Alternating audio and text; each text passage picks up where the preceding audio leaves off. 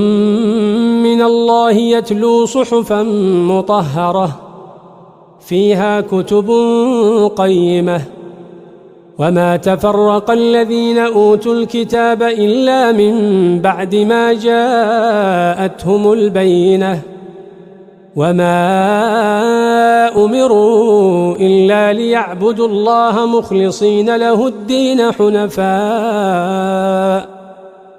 حنفاء ويقيموا الصلاة ويؤتوا الزكاة وذلك دين القيمة. إن الذين كفروا من أهل الكتاب والمشركين في نار جهنم خالدين فيها أولئك هم شر البرية. إن الذين آمنوا وعملوا الصالحات أولئك هم